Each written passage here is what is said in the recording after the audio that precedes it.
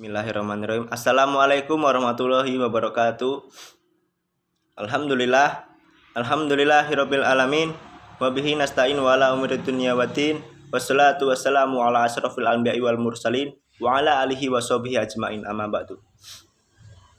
Pertama-tama, marilah kita panjatkan puja dan puji syukur kita terhadap Allah Subhanahu wa taala yang mana telah memberikan kesehatan rohani dan jasmani sehingga kita bisa beraktivitas pada siang hari ini. Alhamdulillah.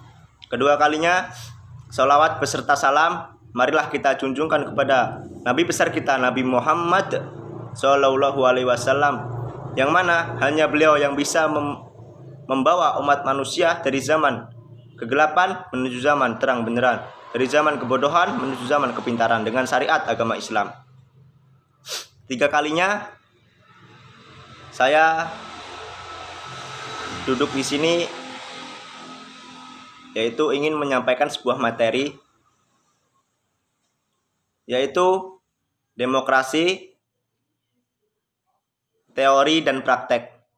Di sini saya dari kelompok 3 tugas PPKN, dosen pengampu yaitu Bapak Rudi Santoso, SHI, MHI, MH, dan disusun oleh 1 Debbie Febriana, 2 Dena, 3 saya sendiri Dentias Karang Prakoso, 4 Devi Mayasari Ima Cahyadi.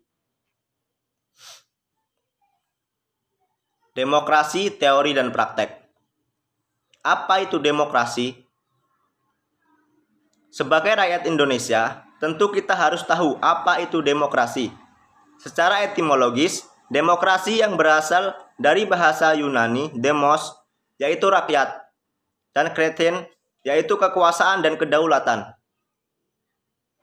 Perpaduan dari kedua kata tersebut membentuk kata demokrasi, yang memiliki pengertian umum sebagai sebuah bentuk pemerintahan rakyat.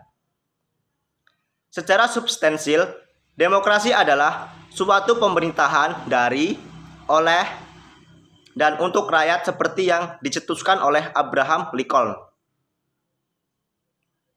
Demokrasi sering disandingkan dengan kebebasan, namun demokrasi dan kebebasan tidaklah identik. Demokrasi merupakan sebuah kumpulan ide dan prinsip tentang kebebasan.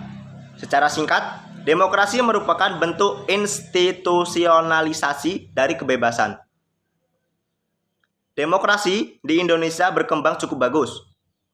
Indonesia yang mayoritas muslim membuat demokrasi di Indonesia dibumbui corak-corak Islami.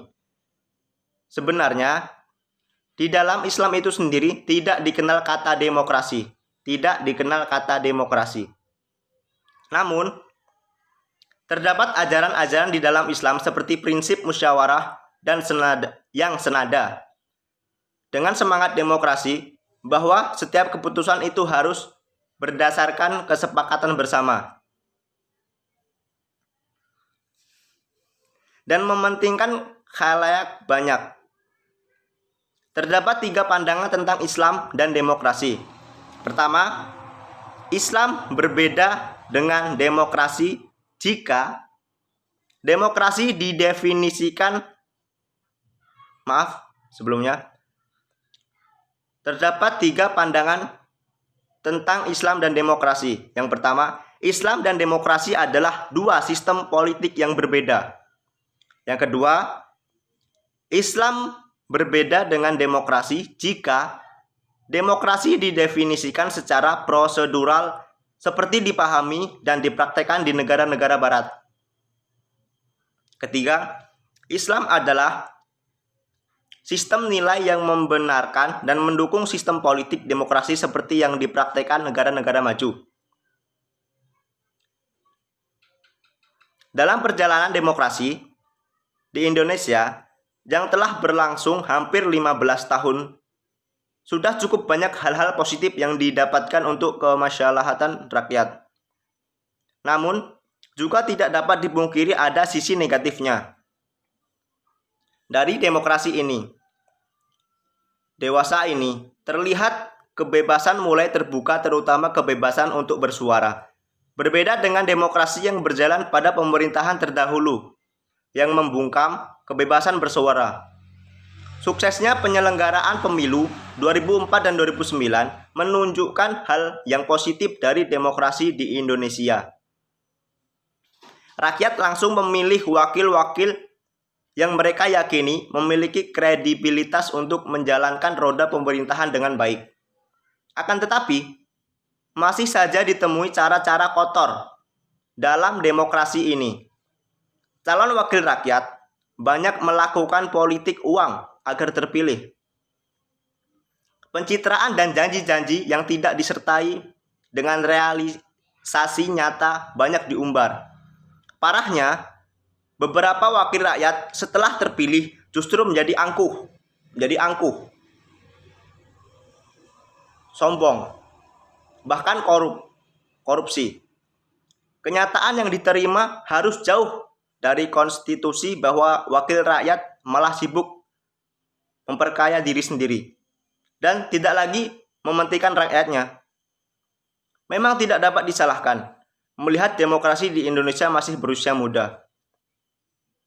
Apabila kita membandingkan dengan negara demokrasi lainnya seperti Amerika Serikat,